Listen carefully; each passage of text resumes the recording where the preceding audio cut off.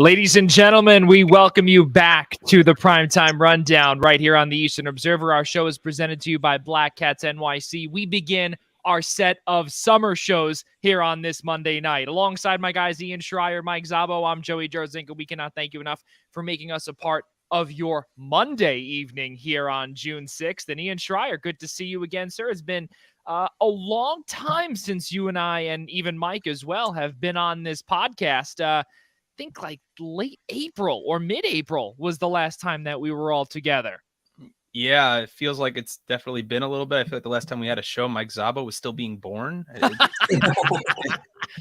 We had to start early with that, Mike. We had to get the initiation out of the way. But it's great to be back. Our summer Mondays are back, and have a lot to recap. A lot of good things going on in the New York metropolitan area with regards to baseball and hockey, and we're going to touch base on all of it. And since our departing co-host Rob DeLuca is no longer here with us, at least as a co-host anymore, don't we always have a great show there, Joey? We did. That is a fantastic, you trying to you can't even figure out the words here. Mike Szabo, how are things? The word you were going for, impression, I think was the word. There you go. That's better. Yes. Mike Szabo, how are things from your side? Doing well. I mean, I can't really top what Ian just pulled out there to start us off, but doing pretty good. I mean, summertime, best time of the year, in my opinion, coming around. Our summertime Mondays, a lot of good stuff to talk about here. Sports actually being good for once too, so pretty good stuff. Yeah, there's no doubt. And let's keep in mind, too, of course, ladies and gentlemen, if you are listening to our podcast on the following platforms, Apple, Spotify, iHeartRadio, Odyssey, and Google Play, we cannot thank you enough for doing so and listening to us after hours. And, of course, if you are watching us on YouTube, we cannot thank you enough as well. If you are watching us on YouTube and not listening to us and would like to hear us again, of course, after this show comes to a close on those following platforms, you are more than welcome to please search the Primetime Rundown and subscribe to us on those platforms, iHeartRadio, Odyssey, Spotify, Apple, and Google Play. So we've got a jam-packed show, of course, for us today. We're going to start off with the National Hockey League, of course, as Mike Szabo and Ian Schraier were alluding to earlier. Of course, their New York Rangers are in the hunt for its fifth Stanley Cup championship.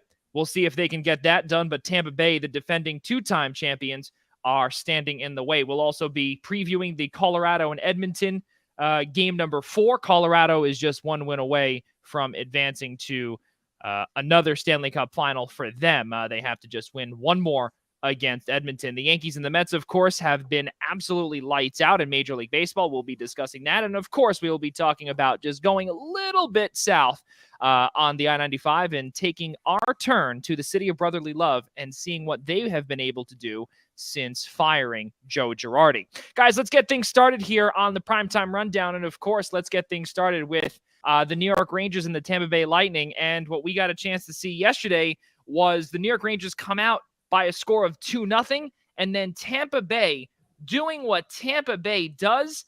And I have to say, I think yesterday was a fantastic day for Tampa Bay Lightning fans. And it was a tough show for the Rangers yesterday. But hey, listen, they are, all joking aside, they are a tough out.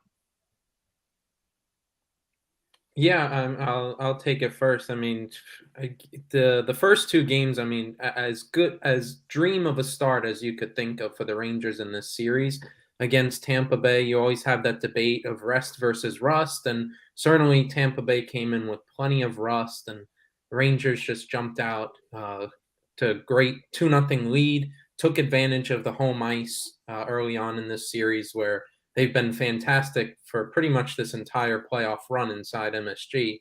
And then game 3, I mean, listen, as much as we, want to be like, oh, it's hard to expect them to go up 3-0 on the defending 2-time Stanley Cup champions, all that sort of stuff.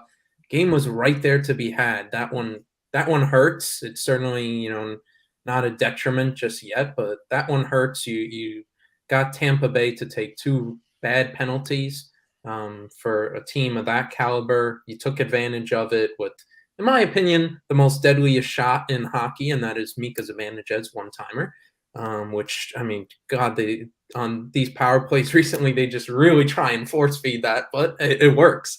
But yeah, they got 2 power play goals, and they're in a good spot, even though Tampa Bay had the momentum in that game, had plenty of shots, and then just take a couple of bad penalties themselves. And you saw that goal coming right at the end, whether it was going to happen right at the end of regulation or in overtime. You just saw the tide turning, and it was just shooting themselves in the foot with the penalties later on in the second period. 3 unanswered goals by the Tampa Bay Lightning to go with or come within 1 of the New York Rangers in this series. The Rangers lead still have a 2-1 game lead against the 2-time defending Cup champs. And Ian, you got a chance to see, of course, yesterday what this Rangers team, Jacob Trouba had a tough game yesterday, penalty kill wise. It was, and I know Mike Szabo can definitely allude to this. We were talking about this yesterday, the 3 of us. It was so tough to see what was going on with him yesterday. You got, of course, a couple of injuries as well on both sides. Things didn't look out too great for, or actually on the Rangers side of things. Ryan Strome went down, to go along with the Trouba mishaps as well. How tough was that? I don't think it's anything you want to see, but I don't think it's anything to press the panic button if you're a Ranger fan. I think it hurts a little bit. There's no doubt about it.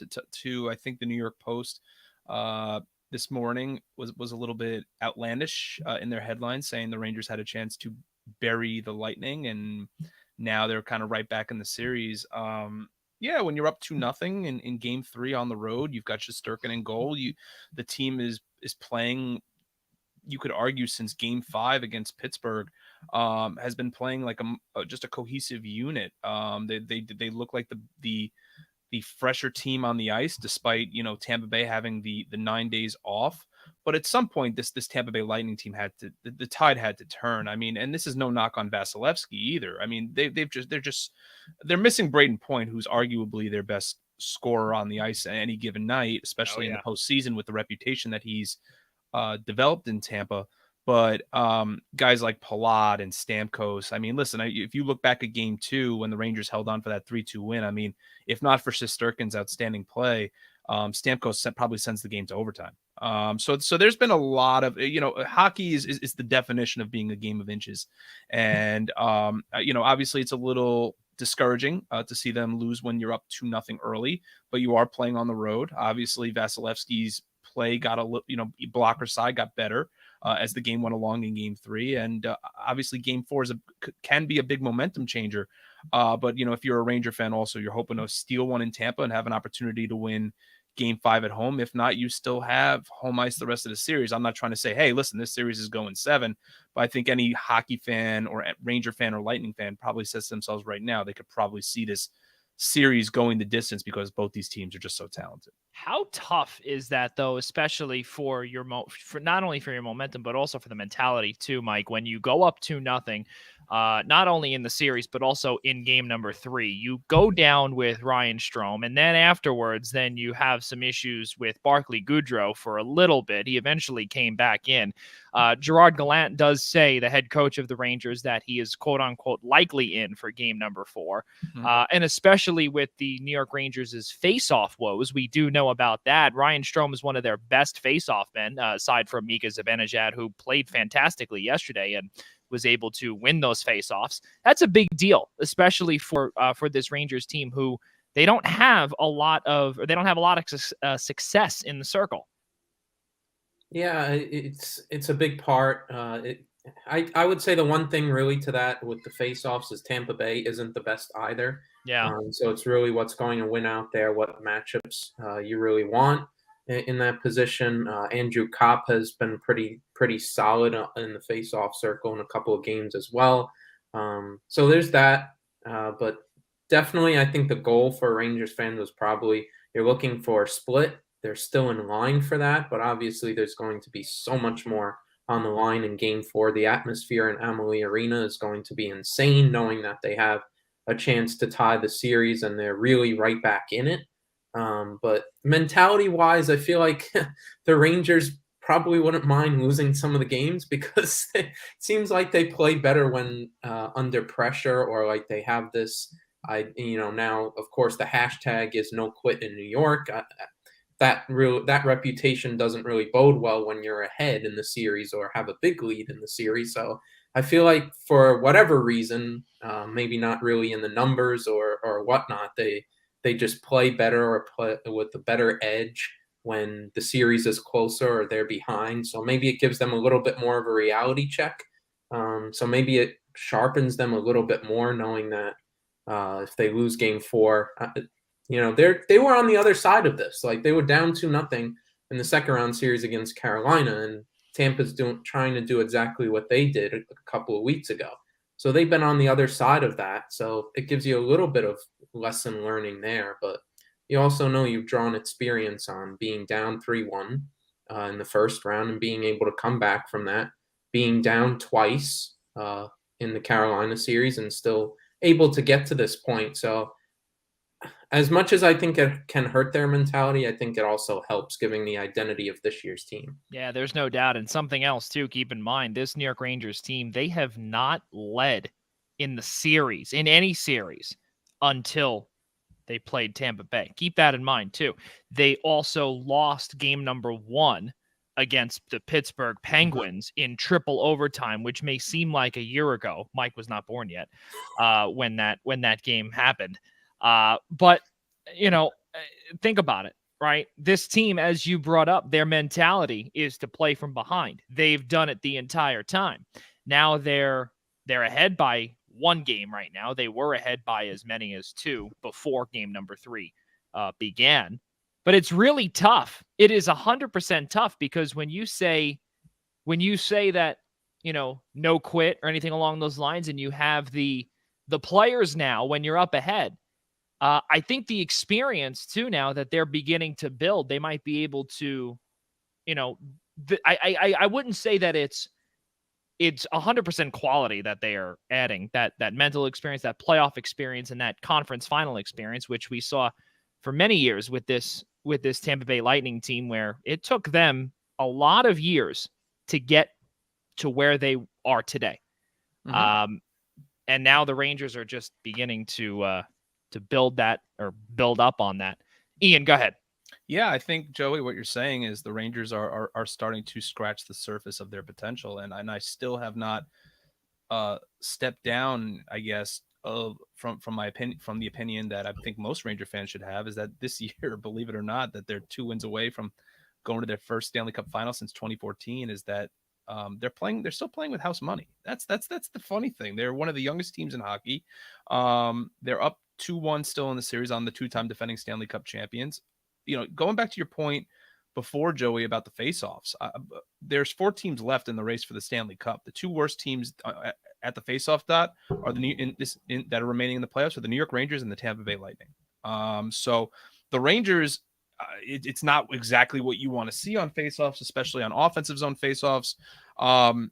Is that the Rangers are still winning somewhere around 40%. I mean, it's nothing, great. It's on a normal day for the Rangers in the regular season, I think any Ranger fan would take 40% win on faceoffs because they really are no better than a 30 to 35% faceoff win team. So there's that part of it. The optimistic Rangers fan right now is looking at the loss yesterday to Tampa and looking forward to tomorrow is the fact that when this team has coming off a loss in the playoffs, this team has been incredibly resilient. They've been resilient all year at it with regards to responding with a W off a loss. So that's going to be a big storyline coming in. I mean, remember game 2, I believe the record was something asinine. They had lost like their last, the Rangers had lost like their last 18 game 2s dating back to 1994 or something like that was the last time they had won a game 2, and that the Tampa Bay Lightning had won 17 or 18 straight coming off a loss, which was the longest active streak in that, or actually the longest streak ever in professional sports history. So I think tomorrow you're going to see those same type of storylines. You know what the Tampa Bay Lightning are coming back from being down 2-1, and what the Rangers have been all year, at least in this postseason, with coming from behind and playing off a loss. So I think there's a key there. And lastly, the point that Joey made about the Tampa Bay Light. I mean, I remember when they lost to the Chicago Blackhawks in the Stanley Cup Final. What was that? 2016. If I'm not mistaken, correct me if I'm wrong. 2013. Wow. So I'm going even further back. So, yep. So you're going back 9 years since, the days of, when Kucherov was a baby and Stamkos was a baby, and they were starting to find their footing and starting to contend as a cup contender. So, it's going to take time for this Rangers team to get going. Right now, Ranger fans are just enjoying the ride. I'm sorry, 15. 15. I was 15. It was 2015. Okay. Sorry. So either way, I mean, 7 years ago. So, I mean, as a Ranger fan, it's house money, but it's exciting house money. This is a team that is 3 years ahead of schedule right now. This was supposed to be the year where the Rangers made the playoffs, and we're happy to be there. And if they lost to Pittsburgh, they were happy to be there, and they'll be back next year. And that's supposed to start this run of this 3-4 year plan towards a cup. So this is just fantastic to watch and exciting for any Ranger fan, and just enjoy the ride because it's really great to watch. Right? Yeah, absolutely. And for me as an Islanders fan, it's obviously tough, but before, or rather right after we go over this, we do have a whopper of breaking news within the National Hockey League in a few short moments. But before we do that, we do want to get to another statistic that I know Ian will absolutely love. Now, this is something here about most goals in a single postseason. The list here, of course, there are two. There's one name that Ian absolutely loves, and the other that he can do without. Of course, Mark Messier, Brian Leetch, 1994, the year that they won the Stanley Cup, 12 goals, 11 goals respectively. And then just below them, Adam Graves, of course, 1994, 10 goals. And of course, here in this postseason, the two players that are seen on the screen, for those that are listening, obviously cannot see it, Chris Kreider and Mika Zibanejad, those two have a grand total of a combined 20 goals in the playoffs. That's a big deal. How, these two players who are really the veterans of this team is fairly inexperienced together, but each player, though, that comes in on this New York Rangers squad, they do have their own experience. Barclay Goodrow is definitely one who is a fantastic fantastic example. How about Artemi Panarin? People forget that he was a part of a Stanley Cup championship team with the Chicago Blackhawks. That's another biggie as well, and that can definitely pay dividends in this locker room. And I think also when you put all of that together with what Gerard Gallant has been able to do in his time in Vegas, keep that in mind too. A team of misfits, right? We're not saying that the Rangers are a bunch of misfits, but if he was able to take that team to the Stanley Cup final, not that great. Yeah, sure, they pretty much folded, no pun intended, obviously, in Las Vegas, but they folded against the Washington Capitals in 2018-19. I mean, they're looking pretty good now. Ian, I want to start with you here, of course, with the next Rangers captain, and Chris Kreider, of course. What do we think that, pretty much, again, looking from that experience, Kreider has been if I'm not mistaken, one of the longest, if not longest, tenured New York Rangers. He is the longest tenured Ranger. They cannot stop digging that storyline that the last time these two teams met in 2015, that Chris Kreider and Ryan McDonough were on the same team when the Rangers lost in 7 to Tampa. But what can I say? The man's inevitable, right? Credit to Michael Szabo on that one. I'm just dropping one-liners tonight. You really are. Listen, I loved Chris Kreider. Let's just to backtrack here and rewind the tape a little bit. I loved Kreider when he came up in 2012, especially for the run against the Devils in the Eastern Conference Finals, and loved his speed. Him coming out of Boston College, he was just an instant impact guy. And as the years have gone on, it always seemed like his play tapered off, especially the last few years, where he would get all these breakaways, miss the net. When you needed him in a big spot, he never really produced. Late in games. And granted, the team was rebuilding, but that's the one player that you'd like to see some sort of consistency from. And for him to come out and have the regular season that he did, and he doesn't even have to be the guy right now. That's the whole piece about it too, Joey and Mike, is that you're getting such production out of the kid line, and you're getting like even guys like Andrew Kopp have slowed down a little bit, but you're getting production from Frank Vetrano. They're getting answers from, and obviously Zibanejad's having a phenomenal postseason, like a Conn Smythe worthy postseason if the Rangers were to get to that point. So I think that it's great to see the year that we've seen out of Kreider. I think I still think the C deserves to go to Adam Fox. I think Fox is a big reason why the Rangers are having all the success that they're having, because think about it, where would the power play be without Adam Fox? Like, Chris Kreider gets a lot of redirect goals, a lot of rebound goals. All that stuff is started by Adam Fox. But I digress on that point. But I think what Kreider's doing is great. It's great to see what now he's tied, I believe, with Gilbert, right? So Yes. I think, so I think in terms of the most playoff goals in Rangers history. So it's credit to Kreider for having a fantastic year, a good postseason. He's come through when the Rangers have needed him. I don't really have too much else to add to that. I mean, obviously you pulled up the graphic. He's among a list of New York Ranger legends. I mean, I saw Graves, Messier, Leach, and Gretzky. So it's I mean, you look at 3 of those years was 1994 and Wayne Gretzky in 97. I mean, you could argue that the Rangers should have gone to the Stanley Cup final that year. So that there's a lot to be said for that list and what that list means, and to have Kreider on that list.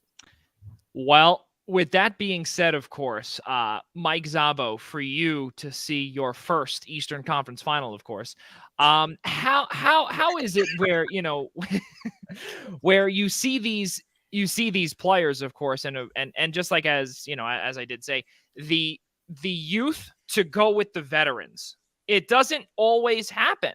It always is where this team has been together for many years to come, or has been together for years.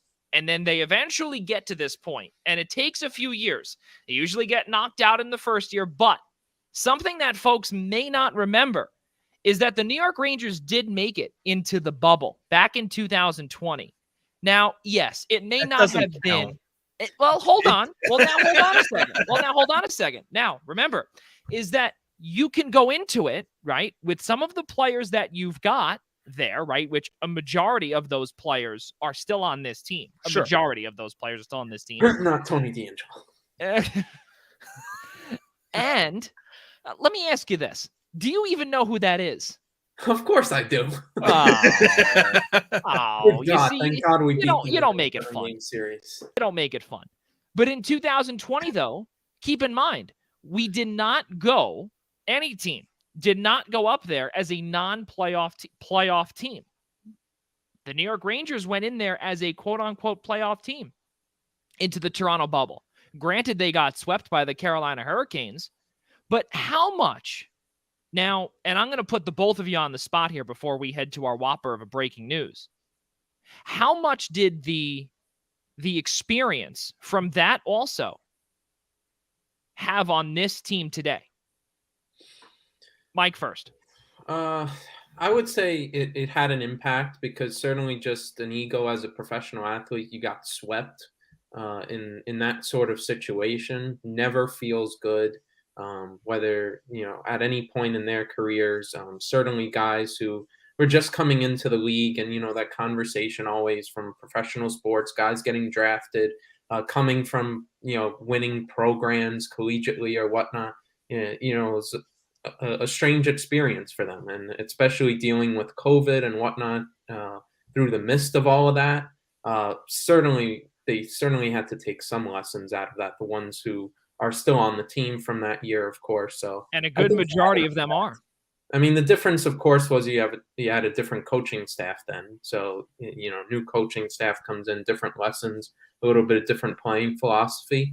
But certainly that had to be in the back of some of the players' mind, and you didn't want to have a kind of postseason like that. And if you could make the impact in the postseason, you absolutely would go for it, rather than the happy to be here mindset.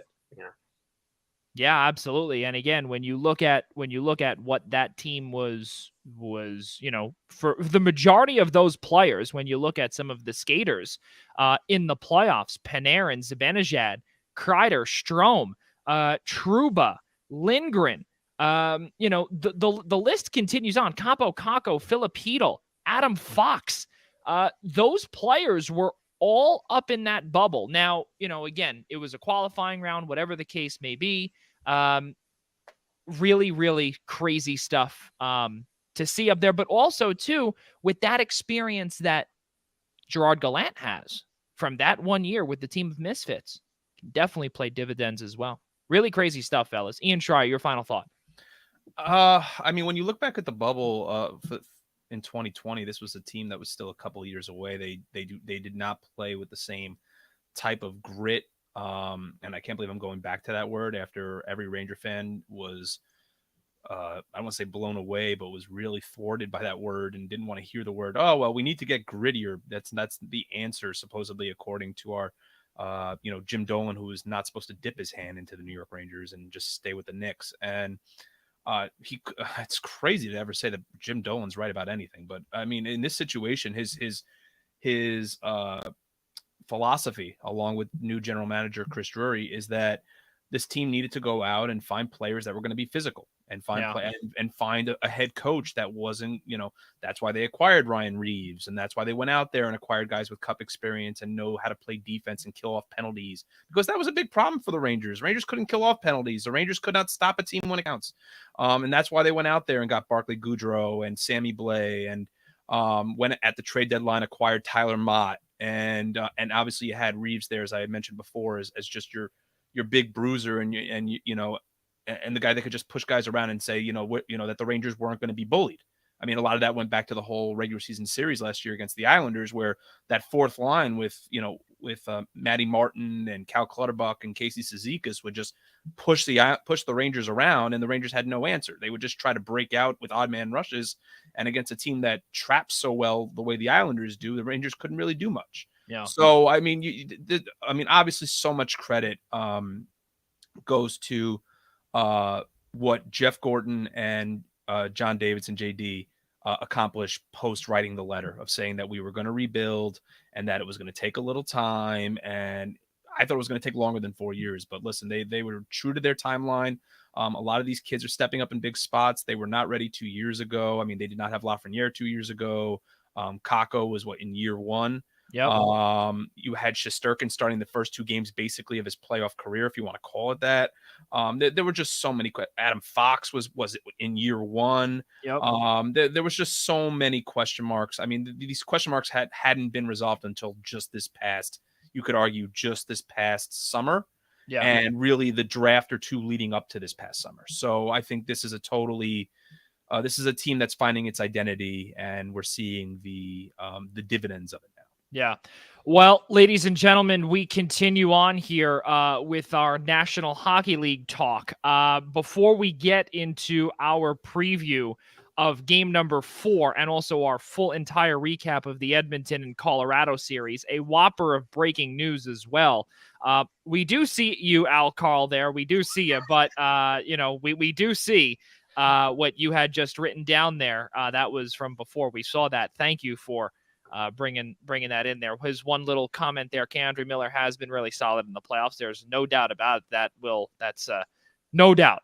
But of course, for what Al was talking about, and what we were talking about too, whopper of a breaking news is, of course, the Boston Bruins have fired their head coach in Bruce Cassidy. Now, that is a very big deal. And the reason why that is a big deal is because since 2017, this Boston Bruins team has made the playoffs every single year. Your initial thoughts, Ian Schraier?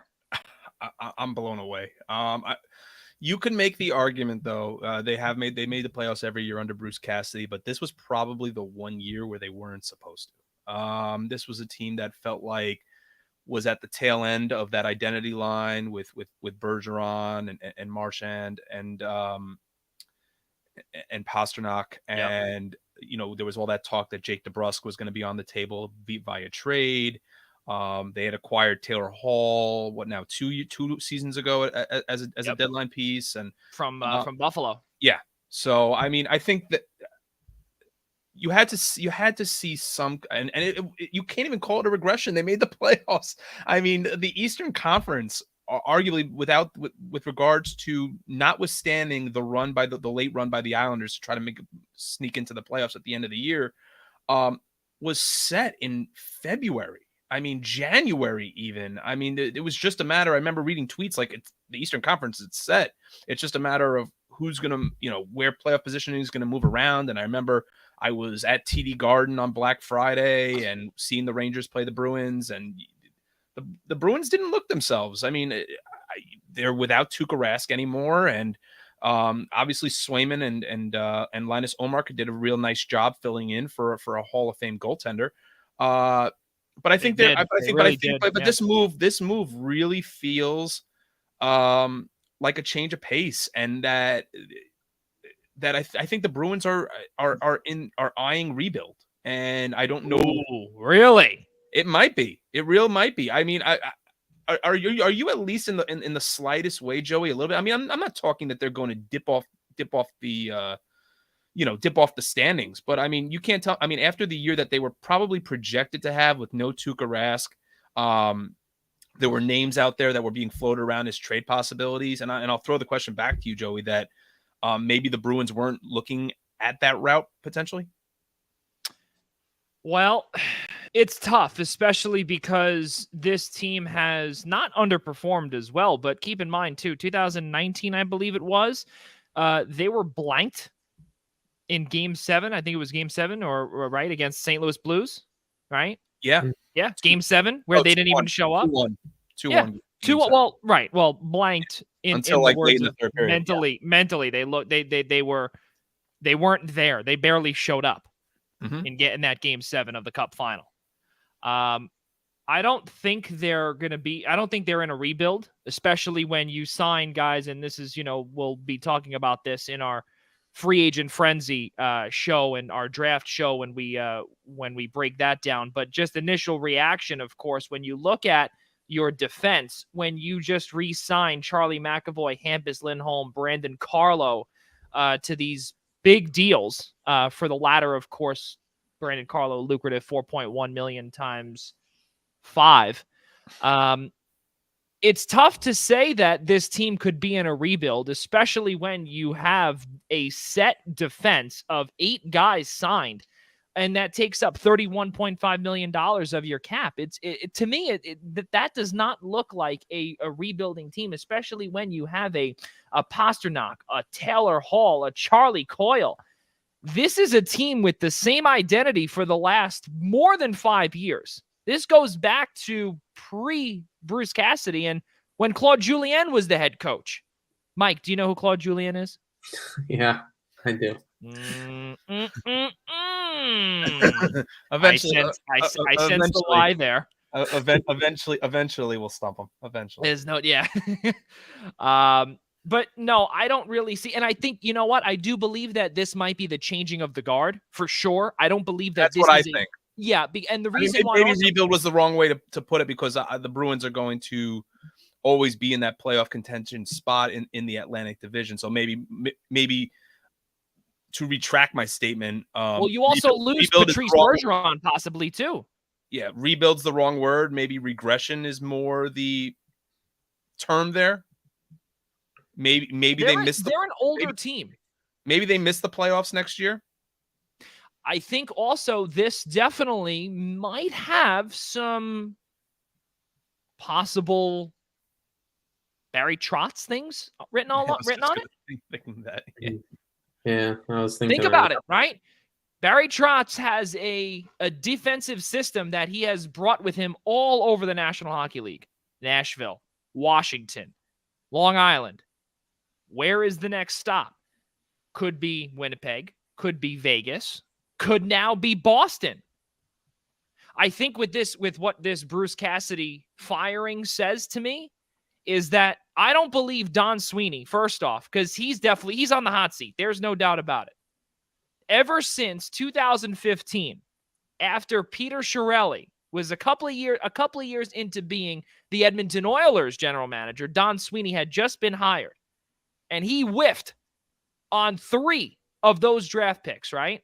Keep that in mind. That would right away, and I was actually down there 2015. I remember when he whiffed on all 3.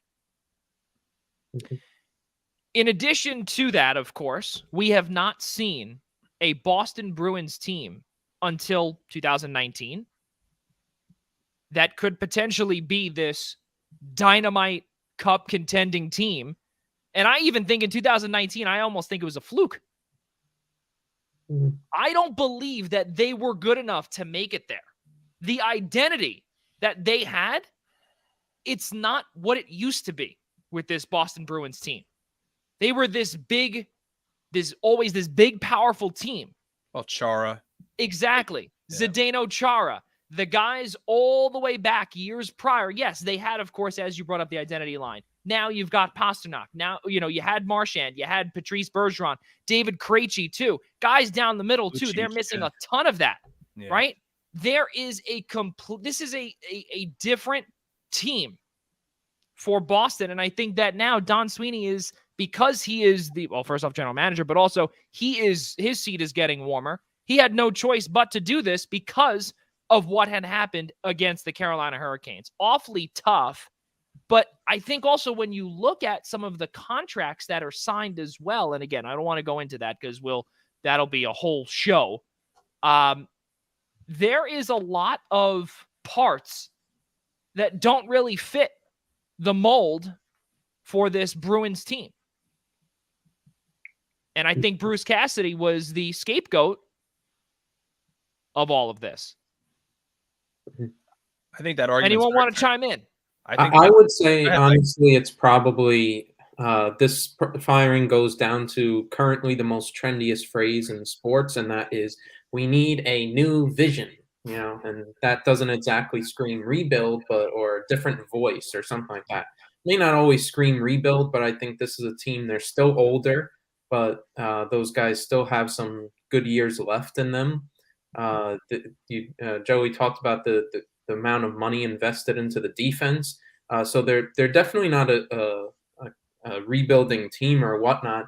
They'll certainly want to still go for it. They certainly have the core to do so, but I think they feel like they just need an upgrade.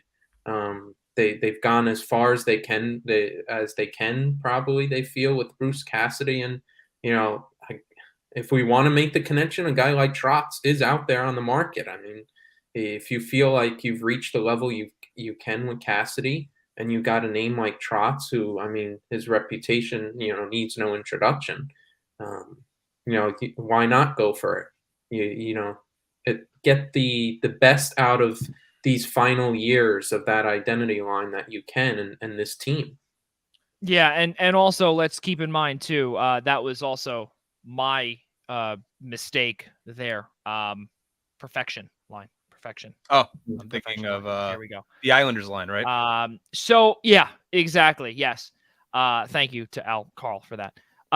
So David Pasternak, of course, last year on a fairly large deal, he'll be getting a raise. But again, we'll see what happens here with this Boston Bruins team. A lot to dissect with this Bruins team. So we'll have to see what goes down. But of course, as we did say, the biggest whopper was the firing of Bruce Cassidy after he led this Boston team to the Cup final in 2019 after 6 full seasons at the helm after the firing of Claude Julien way back when.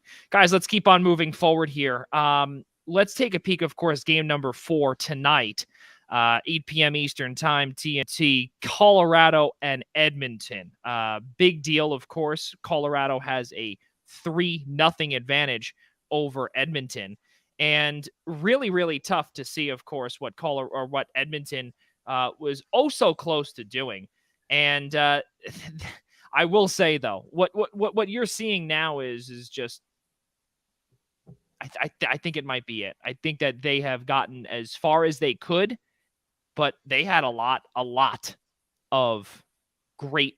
They had a great showing, but I think that they might be down and out tonight. I agree 100%. I thought that the that the Oilers that Mike Smith, and I should have altered tuned out my voice after he gave up the winning goal to Comfer. That in the first period when Evander Kane went off, much deserved that 5-minute board, and Mike Smith made about 8 or 9 outstanding saves to keep Colorado off the board after McDavid had scored in the opening minute. was that, you know what, maybe Edmonton can take one here at home, preserve the home ice, trim the series to 2-1. I think the clock just kind of ran out on Edmonton. I think this year Edmonton is probably where they should be. If not, they probably should have lost the series before to Calgary.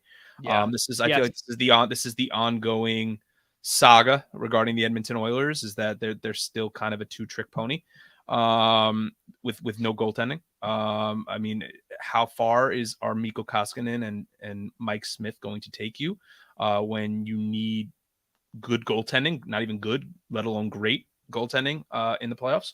So I just feel like this is Colorado's year. I mean, the Colorado Avalanche to me kind of seem like the Tampa Bay Lightning in waiting a little bit in terms of like using like an analogy from the East and translate over to the West. Like they're ready. McKinnon's having the playoffs of a lifetime. It does not seem to matter that the Avalanche have a goaltending problem. And I thought Wayne Gretzky put it so eloquently at the beginning of the series when they had the 8-6 game in game one, and said, I understand what kind of player I was at that time in the NHL, but I don't see how a team without goaltending can win the Stanley Cup. And I think the Colorado Avalanche in 2022 can refute that. And I'm not trying to say like if they run into Vasilevsky, whether they run into Vasilevsky or Shesterkin in the Stanley Cup final, that might be the end all be all, and maybe the Colorado Avalanche have met their match. But I mean, look at the way they're playing. I mean, Landeskog and obviously Kadri's still out, but McKinnon, Landeskog, Rant. I mean, you watch that power play unit, that special teams go to work with those five guys that they have out there, with McCarr running the point. It just feels to me like it especially felt to me after I don't even want to say after the Blues series, because I really thought the Blues were going to force a game 7 back in St. Louis. But what they're continuing to do and the amount the only team I felt that could have really dispatched them was Calgary, because I felt if Calgary and Colorado met in the West final, that at least Markstrom could probably steal a couple of games for them, and that with the type of scorers that they have, like Gaudreau and Kachuk and Mangiapane, that they would be able to sweep one out on Colorado, just because Colorado's goaltending is so inferior. But I don't think they really have. I mean, agree to disagree here, gents. I really don't think Colorado has much standing in their way tonight and going forward. Yeah, absolutely. And something else too, when you look at the injuries that have plagued this Colorado Avalanche team, when you look at a guy like Burakovsky as well, you look at Darcy Kemper. These two players are surreal, not only to not only on the ice, but also they mean so much to their teams as well. Obviously, Darcy Kemper was traded for a first-round pick after Philip Grubauer signed that massive deal out in Seattle last offseason. So he has been extremely, extremely important to Joe Sakic's to what he is trying to build. And also keep in mind too, Burakovsky, big piece, who came over from Washington a few years back. He's been out injured. And now every single player, again, the next man up mentality. You've got, as Ian brought up, Comfer, of course, the ageless wonder in Darren Helm, Nazem Kadri, somebody else too, Valeri Nichushkin, Mikko Rantanen. The names continue to go on, and this is a team also that has a solid lines 1 through 4 all the way down, and also a 6 defenseman. That again, all the way from pairings 1, 2, and 3 can just do so much damage on both sides of on both the forwards and the defense. It's crazy. Let's keep on rolling here, and let's take a peek here, of course, at what Al brought up here. Of course, Al Carl, ladies and gentlemen, Pro Wrestling Pick'em, the host of the Essential Wrestling Podcast. We'll get to that later on. He's enjoying watching us here, so we can't thank Al enough for asking us some questions. Al asks us or tells us here, for those that are listening, Avs and Oilers on the ice for warmies, for warm-ups. No Kadri, no Kane, no Evander Kane. Who does this hurt more? Mike Szabo, we'll start with you. Certainly hurts Edmonton more. Obviously being down 3-0 in the series. I think the Avalanche are just much deeper offensively. We're just alluding to that. The Avalanche are just so much deeper offensively.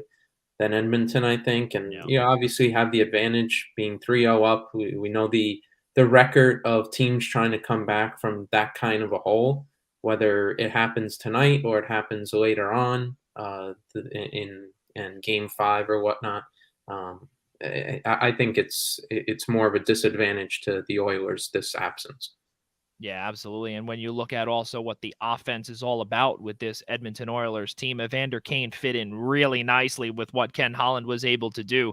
That's my take. I think that Edmonton, for sure, no doubt about it. I think maybe in the next round, if Colorado makes it, or if and when Colorado makes it there, we might see something with Nazem Kadri and what Colorado is missing if they make it there. Ian Schraier, your answer to Al's question. I'm going to reiterate everything Mike just said. I think for me, it's Evander Kane. He's really been providing a very physical presence for the Oilers, who aren't a much physical team. And I think, losing Kadri really hurts, obviously, for the Avalanche, but they're just so deep. I'm not going to reiterate all the names again, but just they've got so many ways to beat you. The Edmonton goaltending situation is a huge question mark. It's been a huge question mark all year. You can argue that they've really gotten to this point on the merits of Connor McDavid and Leon Draisaitl as again a two-trick pony. I'm really hoping that somehow, that this is finally the year, the off season for Edmonton, where they can finally start to put it all together and finally make that club in Alberta a consistent cup contender, because it just seems like every year they come out of that division and are a one series and done team. So this is great for Edmonton, great for the people of Alberta, great especially for Oiler fans, obviously not so much for Calgary fans, but I think this is it. If it isn't, it's definitely going to be on Wednesday night. So this hurts Edmonton far more than Colorado. Well, I think something else too with going back to your point, Ian, about what with Edmonton, and this could be the off season where they do something. Keep in mind, again, folks, we're not going to go into this, but I will say this, and this is the part where we'll then continue on afterward. Ken Holland was the architect for the Detroit Red Wings in their latter years of winning the Stanley Cup, 2008. He was the general manager of that Detroit Red Wings team. He knows how to win. Yes, he obviously still has to clean up the mess that Peter Chiarelli made in Edmonton. Keep in mind also that $13.5 million contract, or I'm sorry, $12.5 million contract for Connor McDavid is only 4 years away from expiring. So again, you have a lot to do in terms of working around that. The pandemic didn't really help Edmonton whatsoever, because again, not only the flat cap, but also rising just by 1 million. And again, with a lot of these players that were signed by him, one of which being Mikko Koskinen, and you're just getting off of that $4.5 million deal. This Edmonton team is definitely on its way up. There's no doubt. It's going to be tough to see what they can do this for the rest of this playoff series. I don't think they can do much, especially with Evander Kane missing, of course, that grit. They're missing that grittiness. They're missing the offense once again. Not an ideal situation for Edmonton, especially in an elimination contest. They have to win the next 4, and I don't expect that to happen. I don't really think anyone expects that to happen, but something that we did hear just a few moments ago, in terms of trying to see what the deal is with Nazem Kadri. Let us find you. We do have the one picture, but we're just trying to get you who that was from. So Kyle Keefe, one of the studio anchors for Altitude over in Colorado, Altitude Television, he posted this. Now, this was a TSN post that he saw on Instagram where it says, from Darren Drager, Avalanche star Nazem Kadri had surgery to repair an injured thumb sustained in the hit by Evander Kane early in game number 3. Kadri is unlikely to be available for the remainder of the postseason, but isn't being ruled out officially. So, looking on the bottom, it says, written there by 43 Kadri, who is Nazem Kadri. Yeah, we'll see. I mean, that's a good sign. I mean, it's a very seems good a little. sign. It seems it could be construed as a little bit facetious too, Joey. Just as to say, they don't want to rule him out officially, but could he potentially be that hurt? At this, I guess I'm trying to play devil's advocate here. I mean, I know Joey wants to say, hey, maybe we'll see Kadri back for game 1. Well, I mean, listen, I look back to other players such as Joe Thornton, who played with a torn ACL however many years ago.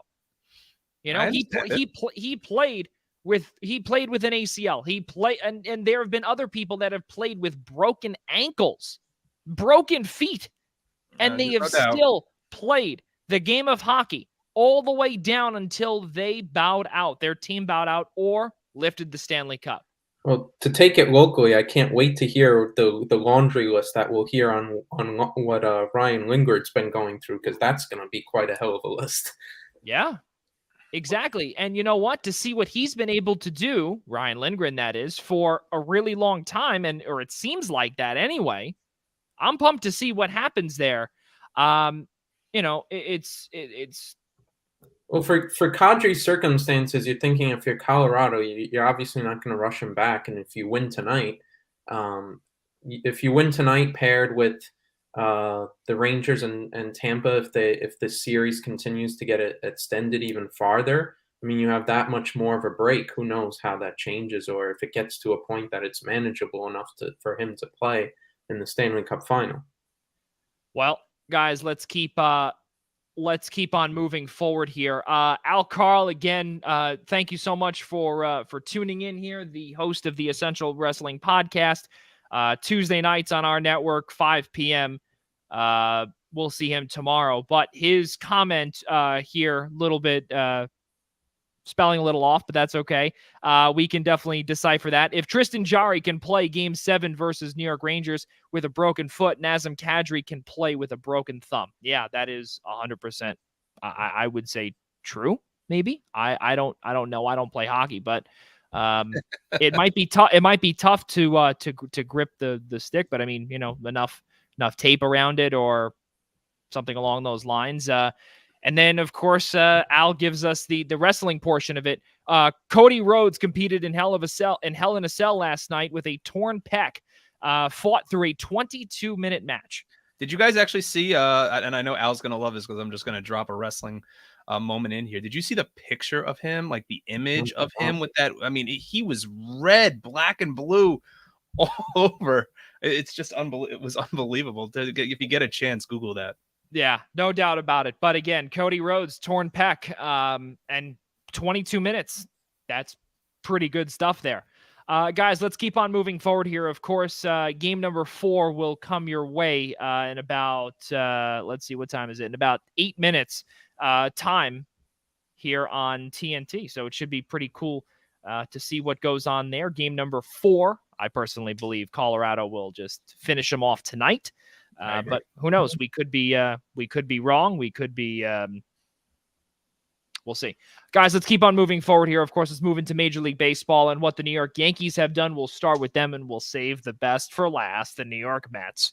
Yankees have a better record than the Mets. I mean, I'm talking about the National League. Listen, both teams. I mean, can we discuss how both teams are leading their respective leagues? That's true. First time since what, 2006? Yeah. Well, you know what? How about this? How about this? How about a better story?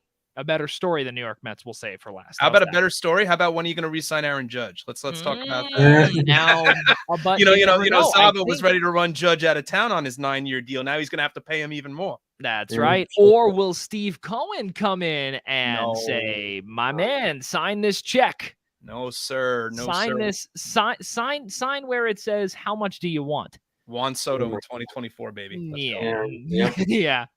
The New York Yankees, not only have they had fabulous pitching this entire year, you look at the bullpen, Clay Holmes leading the way, Loaiziga, Miguel Castro, who of course was in that New York Mets trade, in that rare Yankees and Mets trade. Nestor Cortez, also known as Nasty Nestor, Garrett Cole finally being able to work around that quote unquote sticky stuff, some of the substance that he would always use, that unfortunately was it was outlawed by Major League Baseball. So that cannot happen no longer. We have seen him touch his backside a few times on his butt, when he before he goes for a pitch multiple times. So yeah, I'm not trying to make any, this is just speculation. Again, I don't know how many times you can touch your backside, but again, it's whatever. The Yankees, though, again, Aaron Judge, 21 home runs in his contract season, as Ian brought up too. This is it for Judge. We'll see how much money he will command. Joey Gallo has been a legitimate disaster. Aaron Hicks has been even worse. But again, we got to see what the Yankees were able to do against Detroit, and they are now winners of 6 straight. Mike Szabo. I mean, it's been absolutely fantastic. There's no doubt. I mean, look at the record they're out to, 39-15, the third best start to a major league season in the last 25 years. It's absolutely unbelievable. I would say I didn't expect this. I expected much more of a similar 2021 kind of struggle, but I always thought the pitching would be good, but I don't think anybody thought this good. I mean, Nestor Cortez, a sub-2 ERA. I mean, it's very possible that team ERA, Mike, is under 3. I mean, as a team, they're under 3. That's putting up historic numbers. I don't think it's far-fetched to say that every member of the Yankees starting rotation staff could very well make the All-Star team if it was selected today. No, it's just really. No. I mean, obviously they're not going to do that, but obviously their numbers are there. Each pitcher is putting up those kind of numbers, but I think the bullpen gives you the bullpen. I think they've been able to work around the struggles of Aroldis Chapman, Jonathan Loaisiga, who really has been the heir apparent to Chapman once his contract runs up to being the closer. Kind of really struggled to start off the year. I believe he's on the injured list as of right now, but he's starting to find a little bit of his footing. We have a little bit concern with Mike King, who had gotten off to such a great start. A little bit of a rocky road as of late, but nonetheless, they're able to piece it together. I mean, look at the offensive side of the baseball. I mean, they just had Josh Donaldson and Giancarlo Stanton out for a couple of weeks, and they didn't miss a beat at all.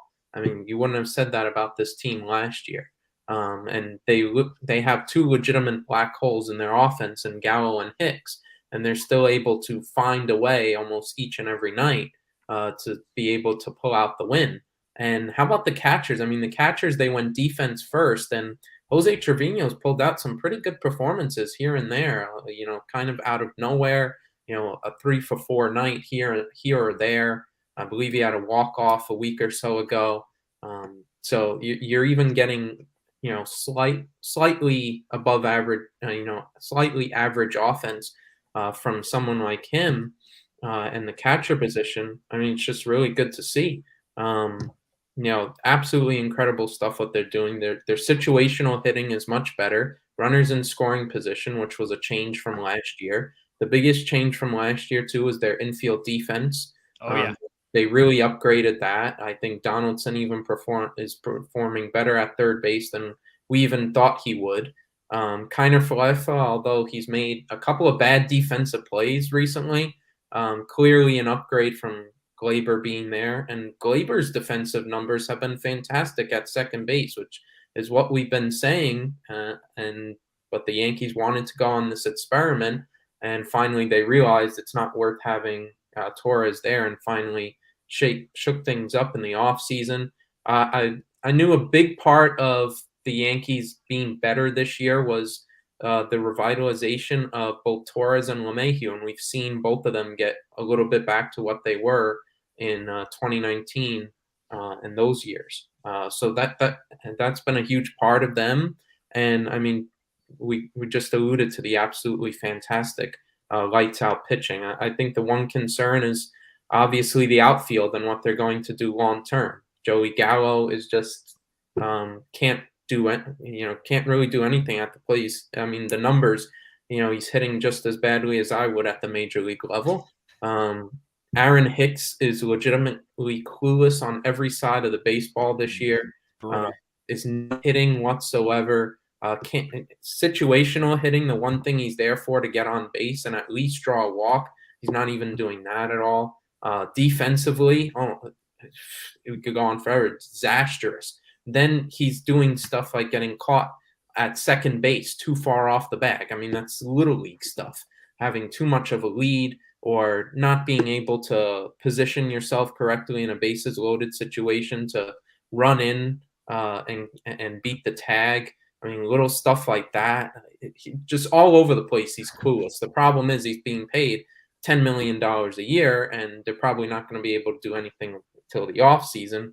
And Joey Gallo, the problem is you don't want to play him, but at the same time, you want to try and make it work to either find value at the deadline, and because look at the prospects they gave up. They gave up quite a bit for him, but with all of that, they're 39-15, and it's pretty impressive to see.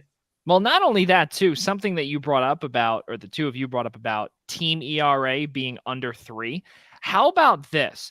How about in terms of every pitcher that qualifies, okay, the worst pitcher is Jordan Montgomery, ranked 26th in ERA.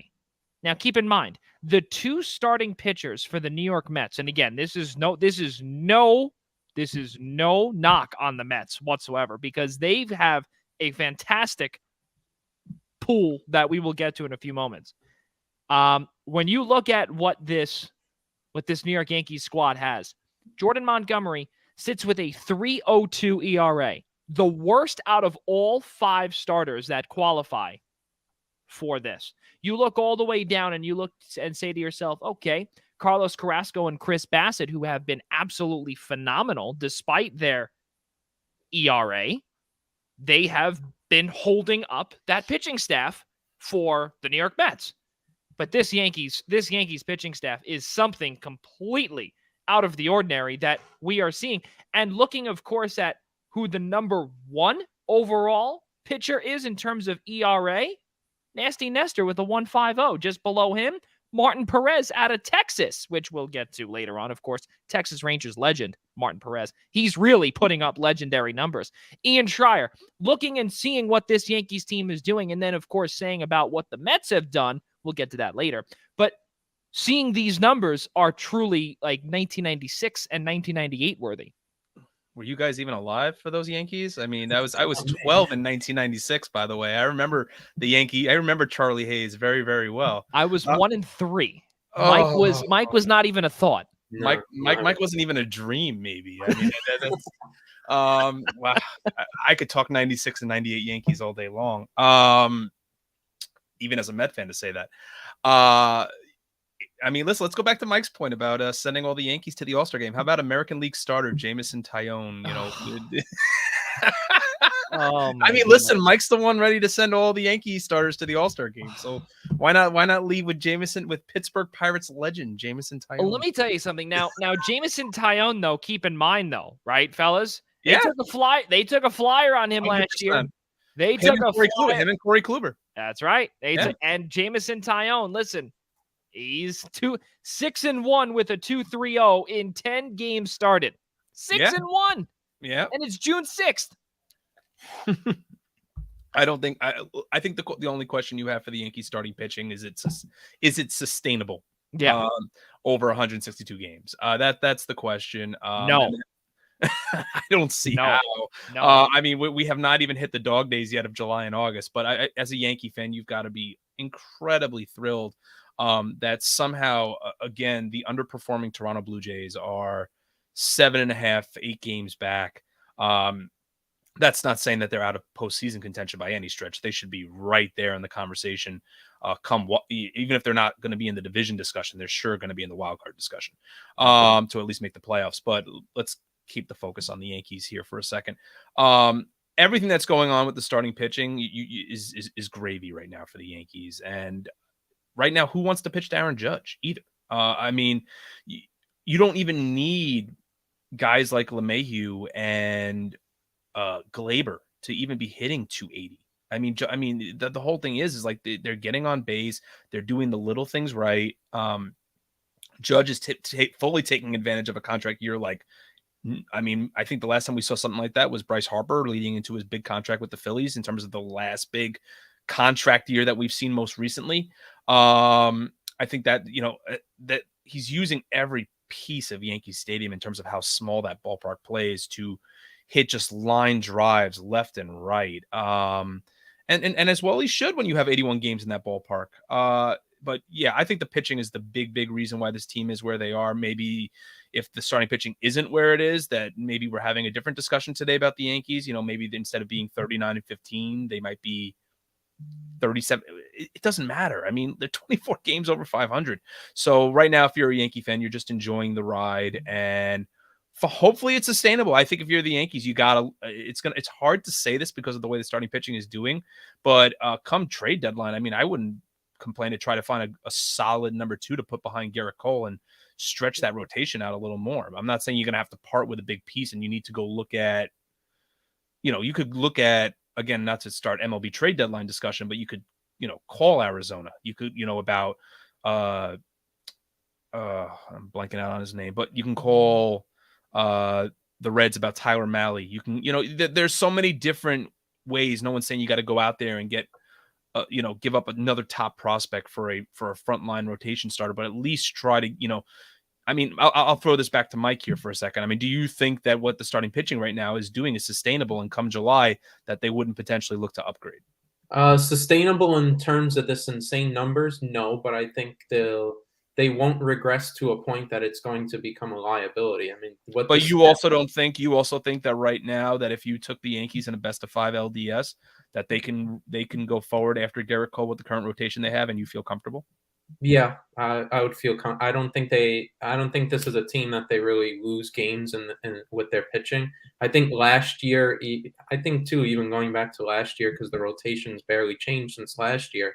It was really the offense that was a problem, and then scoring with runners in scoring position. Being able to put the ball in play consistently enough and generating enough runs to win games consistently. The only stretch where they really did that was that 13-game win streak at the end of August and into September.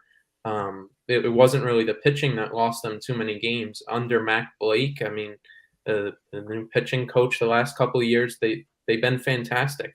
It's really, the pitching is, at the very worst, it's going to be 3.5 ERA-ish guys, and they'll keep you in a game. You just gotta put the offense together. I think it's their best strength right now, and knowing Cashman and the way him and Hal are operating, they're not going to really go after a big piece for someone who's their greatest strength. They're going to focus on offense, either deal one of the catchers to have a good offense-defense split at the catcher position, or replace one of Gallo and Hicks in the outfield because they're both just atrocious. Probably one of those will include trying to continue to beef up the middle innings of the bullpen, and probably that's it. The way they operate, they're just not the Yankees of old. The question would probably, even the Yankees of 10 years ago, the question would probably be yes. But Cashman and Howard just don't operate like that. If anything, if they do get a pitcher, it would probably be a cheaper guy you really got to go down the trade board to really find. That's not going to cost a lot in terms of controllability or prospects at all. Yeah, I mean, and you look at some of the players that really, the best pitcher for Arizona, who Ian was talking about, Zach Gallen, is one of the other pitchers. Obviously, Merrill Kelly, Merrill Kelly was the name I was trying to think of. Yeah. So, but obviously right now with what Gallen is doing too, he's definitely another player that I believe has a couple of years of control too. But again, that would probably cost an arm and a leg for the Yankees to go out and grab. But hey, listen, see, now this is something else too. We bring up the pitchers. You look at high risk, high reward. Jameson Taillon, you've got that high reward. You're beginning to see it. Luis Severino, who has not pitched for the better part of 3 seasons, is now coming back into his own. This is, again, a lot of high risk, high reward that Brian Cashman has basically rolled the dice on, and he has gotten Yahtzee on all of them. Really great stuff to see with what's going on here with some of the some of the chatter from the offseason, oh, Brian Cashman should be fired. Brian Cashman should do this. I think a lot of Yankees fans continuously have a lot of, or rather a lack of patience. And they are so used to winning. And since they have not won in 13 years, which is wild, 13 years, 2009, 13 years ago was when they won their last World Series. It's a long time. And Yankees fans want they want their 28th ring. As Ian Schraier, of course, shakes his head over there about his Mets, which we'll get to in a few seconds. 13 years is a long time. That's right. 13 years is quite a while. But I'm sorry. Szabo hasn't been alive for any of them, right? I know. That's true. Well, especially, I mean, for as long as Ian has been alive, I've seen 5 of them, so I know quite well. No, I'm talking about the New York Mets. He's only got. I was 2 when they won their first. Well, that's why I said you were basically crying in front of and kicking and screaming in front of the television, 1986. Yeah. So I mean, hey, listen.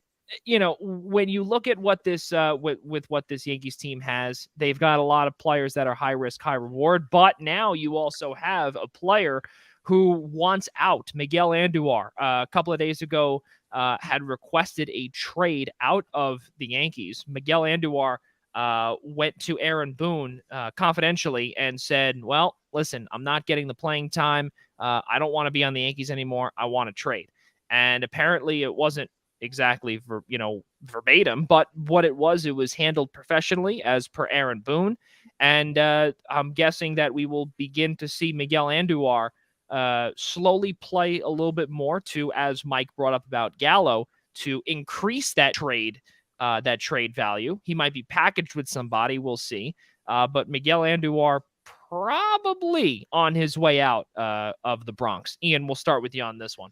Yeah, where do you put Andujar? That's the whole thing. I know when he had come up a couple of years ago that he was just this prize player and showed a lot of third promise. Base too. Yeah, a lot of power. And right now you've got Josh Donaldson there, and you really just can't break any part of this Yankee team up. And if you package him, I'm curious where the Yankees would send him. I'm sure there are plenty of teams that would take him, especially those that are really not in contention and looking, and not, I want to say in a rebuild, but kind of the team that I saw that was I don't remember who I saw rumored it, but I believe the rumor was the Kansas City Royals, and the package was, if I'm not mistaken, Andujar, Florial, and one other player to Kansas City for Benintendi.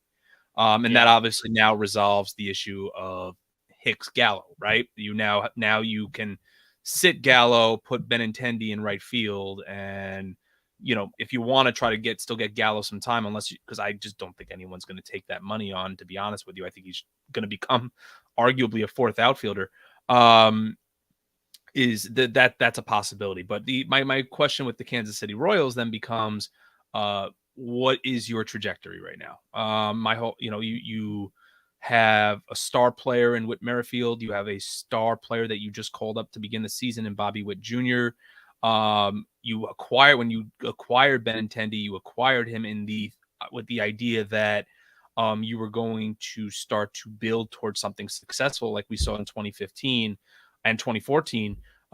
So if you're going to part with Benintendi, where do things stand in Kansas City? So it's a move that would make a lot of sense. But I think there are plenty of teams out there that would take Andujar. I just don't know. I don't know what the price is, and what they would ask for in return. But I think Kansas City would be a good place to start looking, but I think they could package him elsewhere as well. Yeah, absolutely. And Mike, your thoughts on this Miguel Andujar. Were you alive when he played third base? Yes, I unfortunately was alive to see that horrible defense at third base, which is why he's in limbo. I think it's tough. I think it's a valid argument for him, but I think going to what Ian said, where do you put him? I think the big problem was the Yankees recently want to suck the last juices out of Matt Carpenter's career and find some lightning in a bottle for the next month. Oh yeah, he's a solid bat, and man. They got it, and they got solid it. Bat. All that guy did was hit clutch. Was so clutch in St. Louis. So yeah, he'll get to win a World Series too. Keep that in mind. Helped him win a World Series. And I'm sorry to interrupt you, Mike. For that one. He is so. Say it again. He won't be around for that long, though. Well, that's true. Yes, but also keep in mind too. Again, a big part of their World Series team as well. Also, he is a utility guy that can play all around the infield. 100%, and a left-handed bat that helps that porch too. Yeah, it was a no-brainer move, but certainly probably didn't please Andujar, losing those DH at bats that he could have had. Of course, Gallo doing so bad, but everybody wants to say, well, Gallo's doing so bad. How come Andujar's not? He's at that point where he's starting to edge Gallo out. Like there's starting to be that transition. But the problem is, if you're Aaron Boone and the coaching staff, you're going to try as much as possible to make things work with Joey Gallo and get him to improve, because they gave up a lot for him. Like it's not like this was just some flash in the pan guy who came up and whatnot. This was a big acquisition. They had big ideas in mind for bringing in Gallo and his power bat and his defense too, all across the outfield. They had big ideas in mind for him in this year. And look at the prospects that they parted with. All four of them are either starting in Texas in the major league team or are right there to breaking through, which is great for the Yankee farm system and for teams wanting to trade with them this deadline. But still, knowing all that, you'd want to try and make it work with Gallo. So Andujar has that working against him in terms of playing time. And of course, now Carpenter being brought in as a solid left-handed bat, losing that playing time. Andujar's 27. It's not like he's super young. He's getting toward the end of that controllability in terms of his perspective. Certainly wants to go somewhere and get a consistent amount of playing time starting somewhere and get some sort of decent contract eventually. So it's not like he's 22, 23, can afford to buy some time. So I understand the urgency. Just feel like he could start earning that starting left field spot for the rest of this year with the way Gallo's performing. But I think his value, I mean, it's not super high, but it's certainly in that rumored package with the Royals. I don't think you'd even need as much as that package. Benintendi's cost is super low. Anybody Andujar would be traded to. The two keys that Cashman would look for is a team that needs bats. It's probably not going to be a contender. And anybody who has a decent bullpen prospect, sort of like a Clay Holmes sort of move that Cashman pulled last year with the Pirates, where he traded Hoy Park, I believe, minor league prospect. Yes. Traded him, brought in Clay Holmes, and we've obviously saw that impact. Probably a similar move would be done with Andujar. The Royals have some really solid relief prospects. I think another team, of course, mentioned, whether it's Andujar or not, is, of course, the Chicago Cubs, whether that's Ian Happ or Wilson Contreras, or you package a low-cost, controllable reliever in there. I think that's an option there for the Yankees. Well, let's keep on rolling here with our Major League Baseball talk and heading over into Queens and seeing what the New York Mets have done this entire season.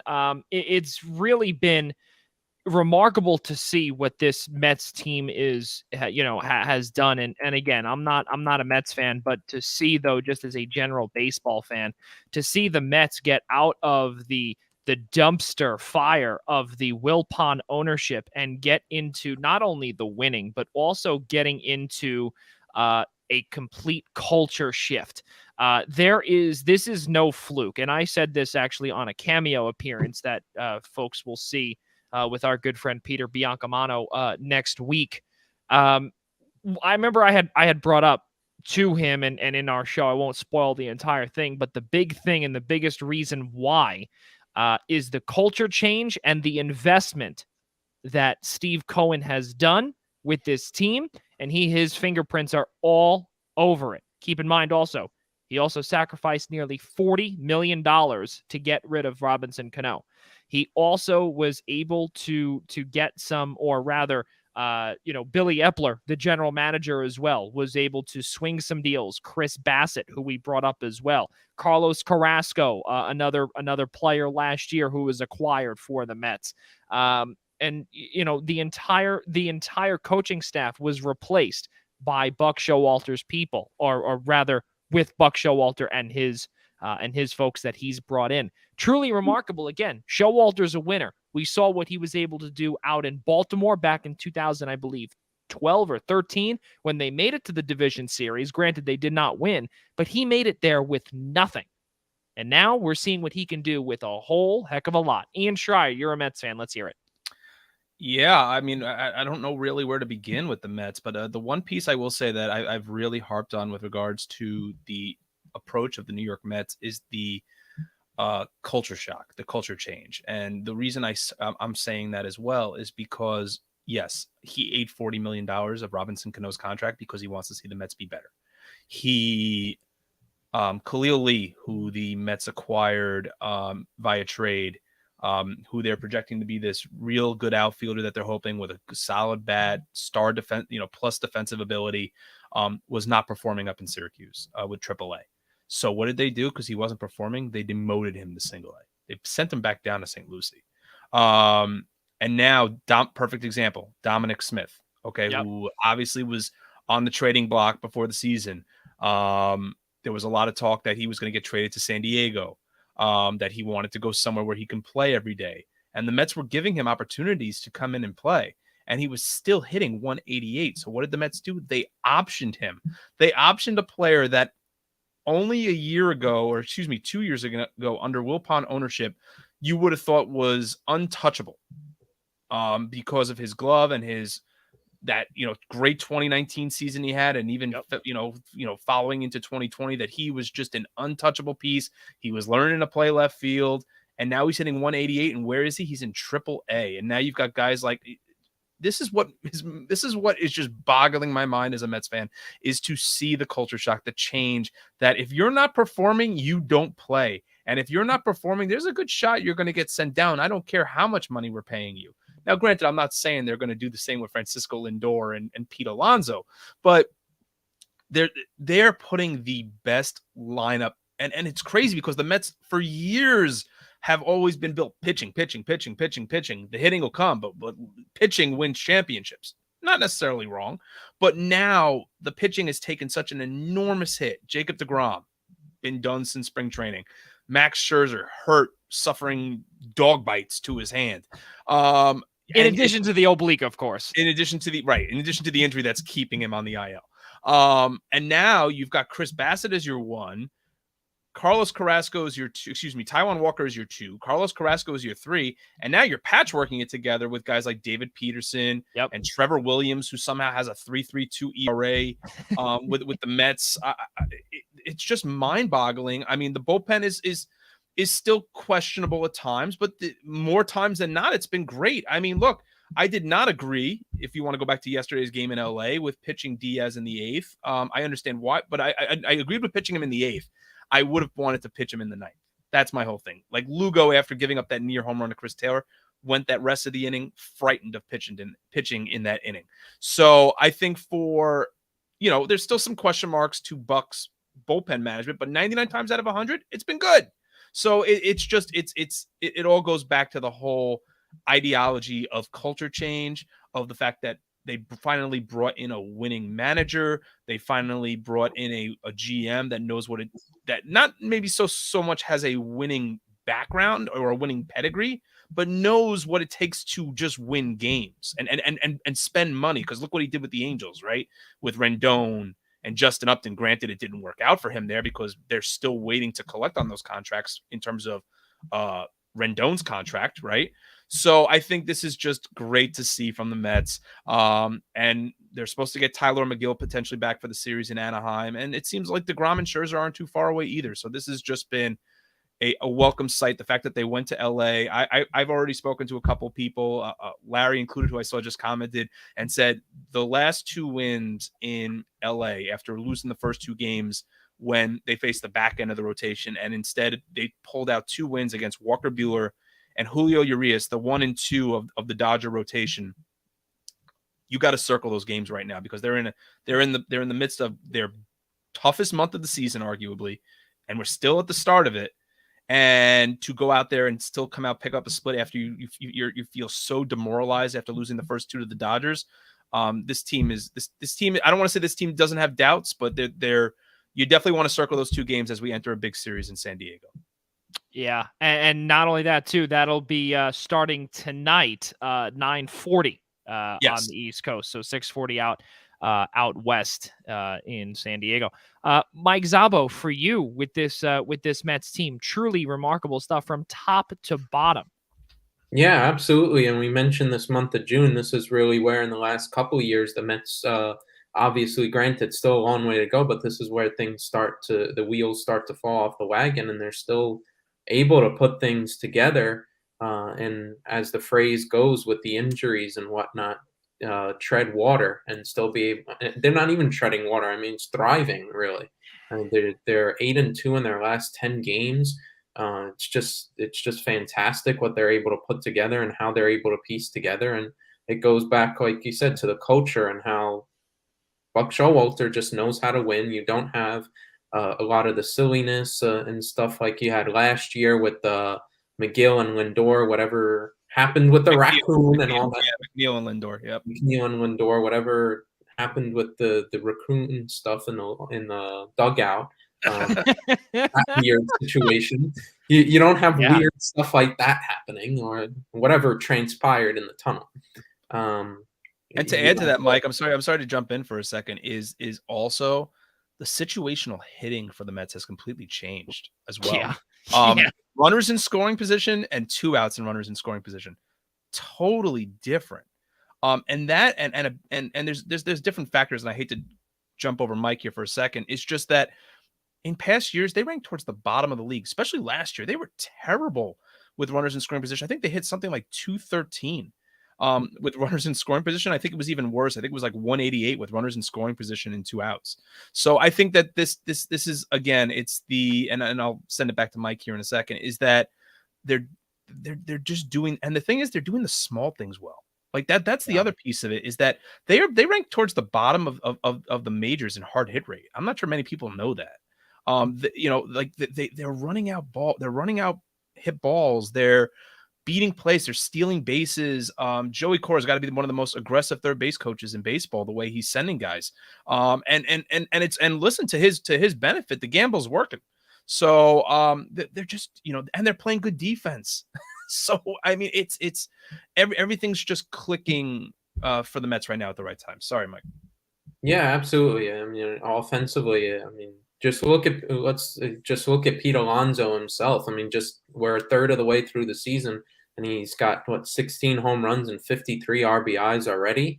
I mean, it's just their offense, everything that can be going well is going well right now on all facets. Like Ian said, it's right now just firing. The biggest concern, of course, come trade deadline time, is going to be the bullpen. No matter how this team is performing, whether they have a bad end to June or July or really good, it's going to be the bullpen if they're going to go anywhere this year.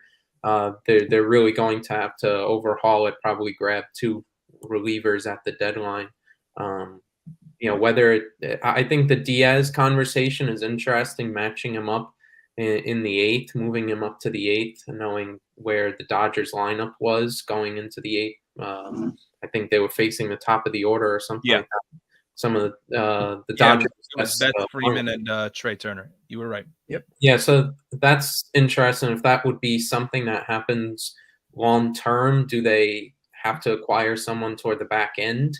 Or is it just going to be 2 guys, to fill in the middle innings and upgrade that area, which at times has been a bit of a struggle. So I think that's the only concern really right now. And of course, the phrase that always gets thrown around, they're going to have the 2 best trade deadline acquisitions for anybody when DeGrom and Scherzer come back. And we'll see how the injury affects Scherzer, because we've seen obliques really hurt players a lot of the time. But they linger. They affect them. It's a lingering injury. So it's interesting how he battles through that. But no doubt, I mean, they're performing this well, and imagine when those 2 guys come back. It's just New York baseball right now is just absolutely on fire on both sides of the town. Yeah, and something else too, looking at some of the numbers too with Buck Showalter too. You know what the crazy part is, fellas, is that there were two teams, just by thinking about it, if I recall correctly, in I think it was with the Yankees back in 95, I want to say it was. I think it was 95 was his last year before Joe Torre took the reins. They won the World Series the next year. The New York Yankees were. Buck Showalter wasn't around there. He doesn't have that great of a playoff record, great of a postseason record. He's right around 500 in terms of his winning percentage as a manager. But despite him not having a managerial World Series ring, or a World Series ring in general, he does have 3 American League Manager of the Year awards, which is a nice thing. We'll see. I wouldn't be surprised if he wins his first National League one this year. In my opinion, it's pretty much a lock already. But you see what this Mets team continues to do. I know our good friend Larry Protakowicz definitely sees what his Mets team has been doing. And of course, we'll read this. The Mets now have a culture where you play hard for 27 outs and every player knows that they have an important role to play. Yeah, there's no doubt. That is perfectly said there by LP. And then even the role players like Williams and Peterson have filled in nicely with the studs down. Exactly what Ian Schraier said. Let's keep on rolling here, fellas, and let's take a peek now at the issues with DeGrom and Scherzer, the 1 and 2. They are 37-19, the Mets are, without those two. Of course, the former in DeGrom for the entire season. We'll be seeing Max Scherzer, we figure, in about, give or take, 4 to 5 weeks, if the injury of his oblique heals properly. Can they, now we'll throw it back towards the Mets side, can they sustain this without those two pitchers for the long term? That's a good question. I think it's going to come down to a couple of things. I think what we saw from Carlos Carrasco, I think you got to look at the rotation as a whole first and say that Carlos Carrasco last year was pitching injured. That this was a guy 2 years removed from being named the AL Comeback Player of the Year. Finished in the Cy Young voting. That doesn't go away. And I'm not saying that every player that the Mets acquire can't play in New York. So that's one. Two is Taijuan Walker. Okay, so Taijuan Walker had a great first half of the season. Had never really pitched as many innings last year as he had throughout his career. So that's going to be a big question mark post All-Star break. Is can Taijuan Walker continue to pitch well? Because that was an area that heavily plagued the Mets in the second half of the season last year. 3, Chris Bassett. They acquired Chris Bassett to basically be a third ace in that rotation. Obviously not to DeGrom and Scherzer's performance, but to be a stable number 3 guy that had been a number 1, if not a number 2 in Oakland. So I think the rotation has taken some turns, but I think there's a lot of optimism there. Now to DeGrom and Scherzer. Mike kind of touched on Scherzer already. The question is, will the oblique linger? And I think that's always the issue with oblique injuries. Will it heal right? And even when it heals right, it lingers. Like, it's sometimes it really takes several months for an oblique injury to fully heal. But obviously Scherzer's very good at reiterating the, obviously when he felt that twinge, whatever it was in San Francisco, or I forgot where they were. It was San Francisco. When he felt that impingement in his oblique. DeGrom, on the other hand, I thought the Saturday night game against the Phillies that was on Fox, I thought John Smoltz put it perfectly, and said that when Jacob DeGrom comes back, Jacob DeGrom needs to find some middle ground between what Jacob DeGrom was and what Max Scherzer has turned his career into. And what Justin Verlander, I'm adding Justin Verlander in here. Smoltz did not use Verlander's name, but what Justin Verlander has become at the end of his career.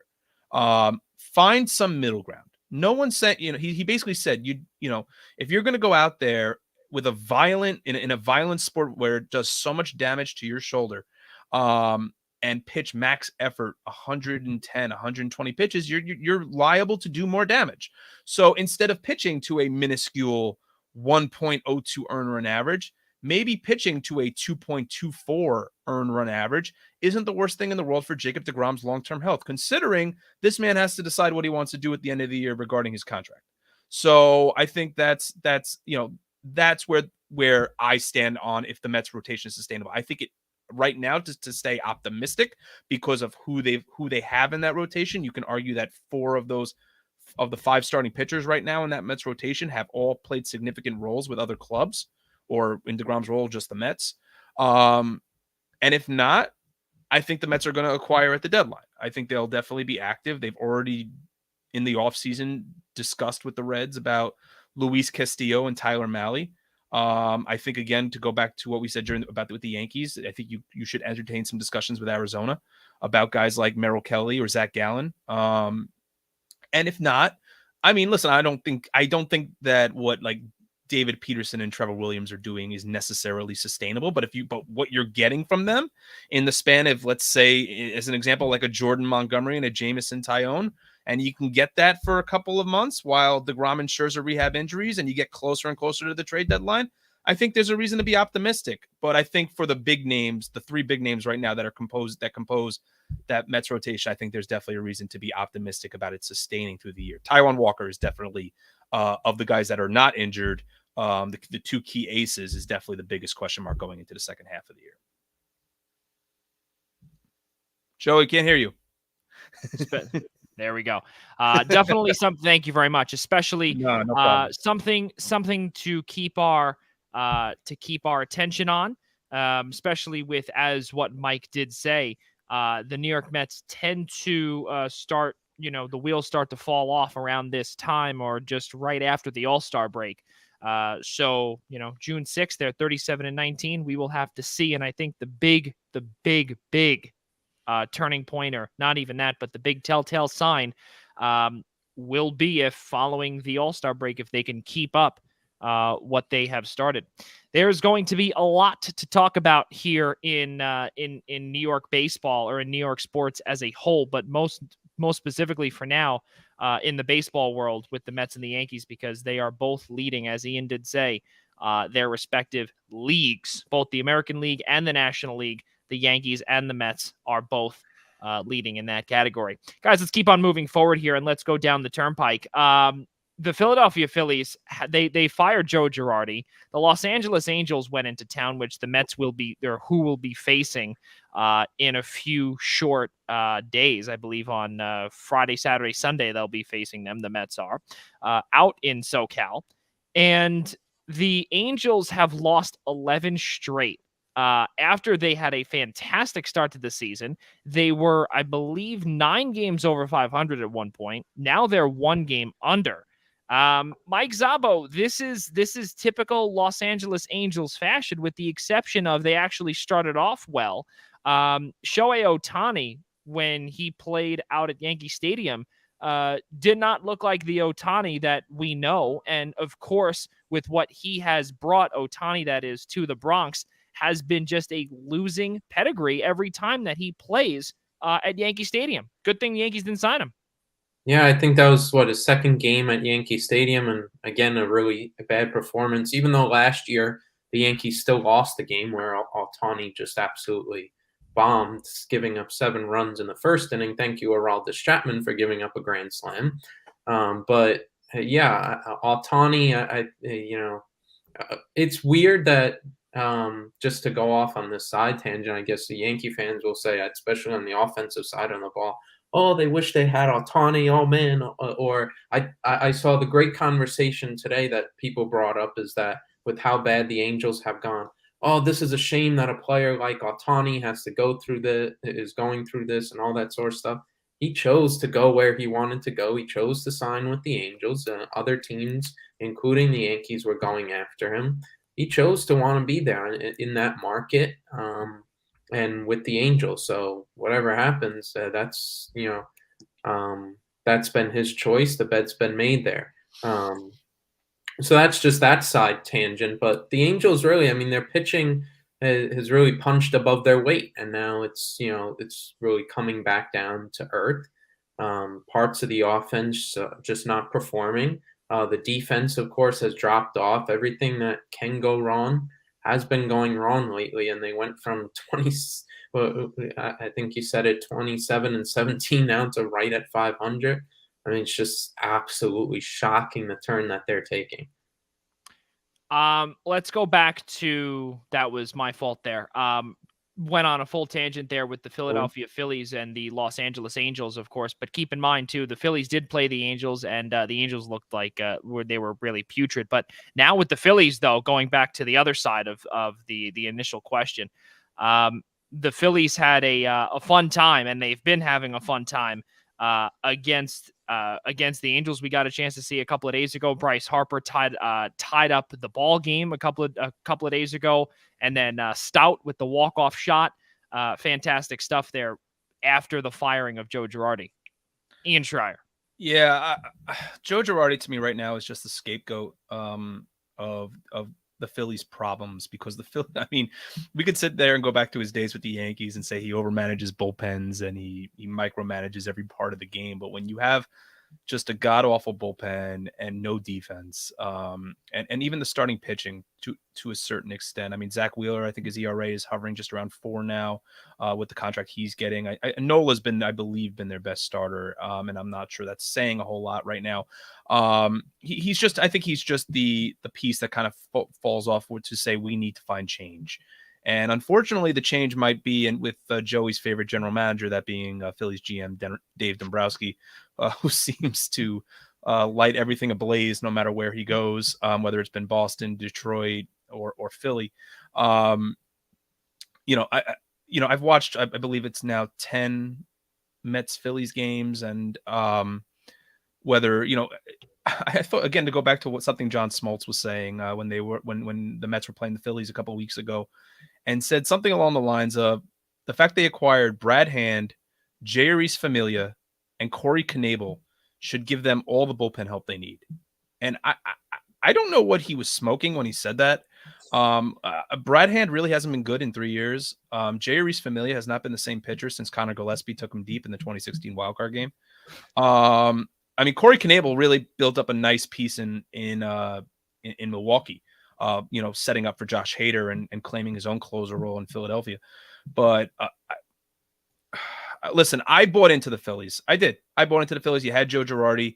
You went out there. You signed a hot Kyle Schwarber, because who wouldn't have, coming off the season that he had between DC and Boston, and signing Nick Castellanos after the year that he had in Cincinnati. And now you had a lineup that was loaded with run producers in a ballpark that yields a lot of runs. And it just made too much sense. But clearly, something's amiss with the culture there. I'm not saying that it's all Girardi's fault, but I mean, listen, when Nick Castellanos is misplaying fly balls in right field, Kyle Schwarber is came into this league as a catcher, and now you're trying to do what the Cubs did, which was the mistake in the first place of putting him in left field. I mean, and the list goes on. I mean, now Schwarber's a DH who's hitting like 180. So to me, Girardi is just the piece to try to change things up. And now they have Rob Thompson, and they sweep the Angels, who are struggling as much as they are. The Phillies are in a real tough stretch right now. I believe they open a series tonight with the Brewers. So I'm not saying that's going to be now the litmus test for the Phillies to say, hey, are they turning it around? They've got a lot of problems. And I don't know if and when, maybe they will turn around because of all the hitters they have, but Dombrowski's got a lot of trouble on his hands, at least from a defensive standpoint and in the bullpen, or just with their pitching in general. Mike, did you know that Dave Dombrowski has 2 World Series titles? I do know. It was quite a long time ago, though. Oh, yeah? All right. I'm going to put you on the spot. When was his first... Right when I was just barely born. Barely born. More like 5 years prior. 1997. Sorry, 4 years prior, I believe, right? 4 years prior? No, stop, Joey. Stop making me old. I know we're all over the place, but regardless, whatever it is, 1997, when the Marlins won the World Series, the Florida Marlins won. That was definitely before Mike's time. The Florida Marlins, they won the 1997 World Series, and he was the general manager there.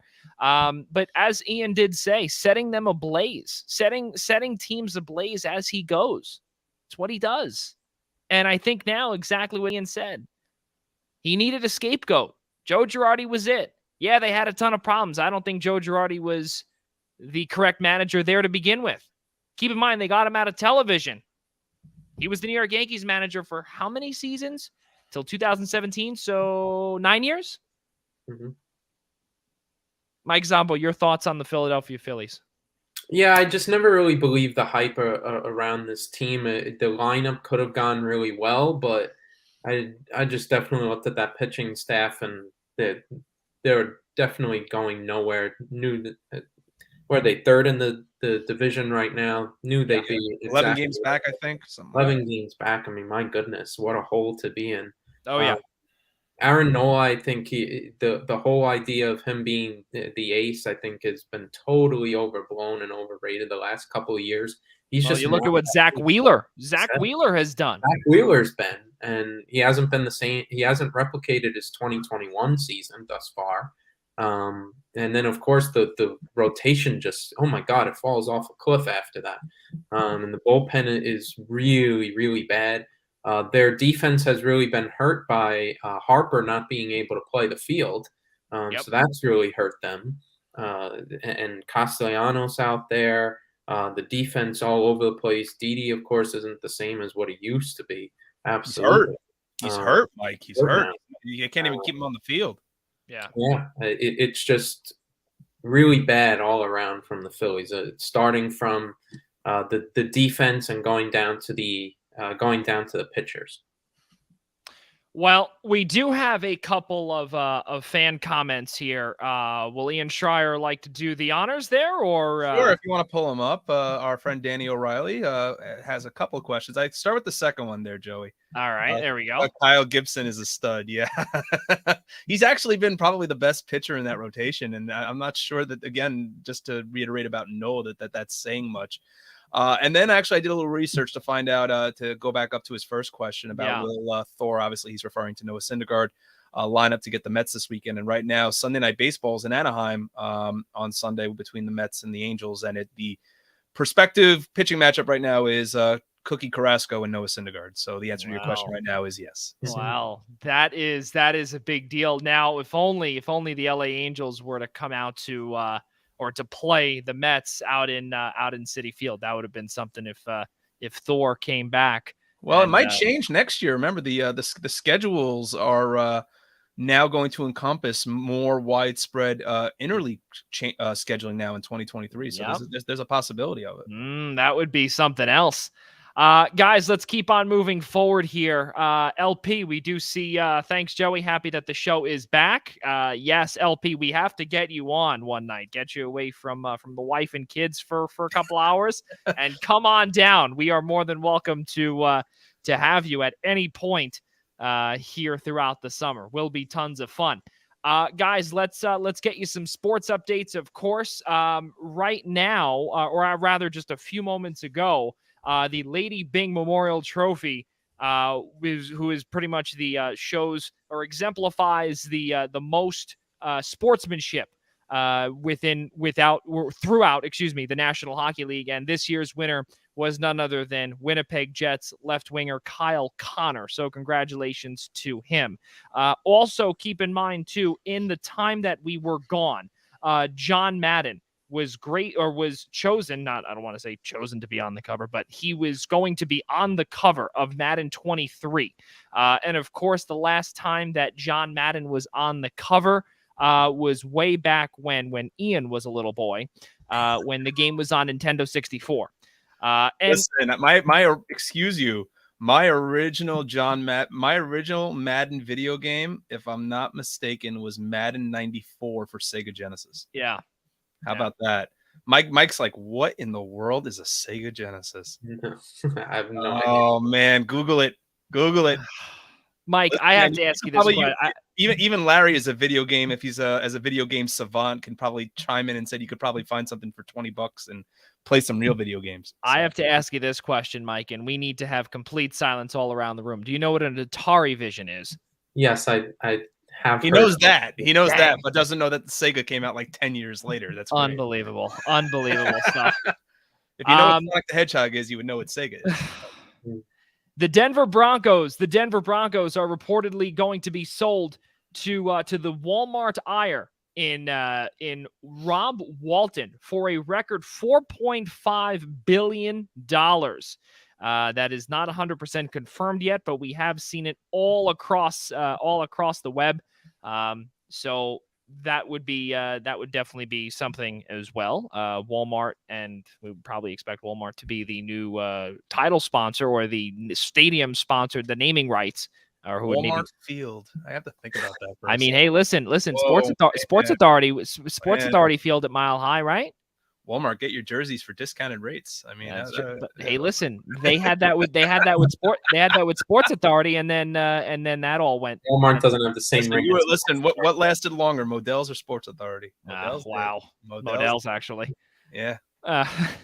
And then, of course, Fitzmagic. Ryan Fitzpatrick retires after 17 seasons, 9 teams in the NFL. Truly remarkable journey that he has taken, all the way from Buffalo, St. Louis when they were the Rams at the time, or when the Rams were in St. Louis, Miami, Washington, Houston, all across. Yeah, exactly. The New York Jets too, all across the spectrum in the National Football League. Crazy stuff, guys.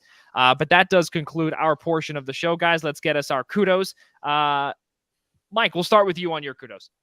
My kudos, I'll go since it was a big weekend for my heritage, my Hungarian heritage. I know my parents went down to the festival in New Brunswick, New Jersey. The Hungarian national soccer team beating England 1-0 in the UEFA Nations League, which even though Hungary's not going to the World Cup, and I will use this platform to say that the UEFA Nations League is an absolutely ridiculous, glorified money pit for UEFA and FIFA.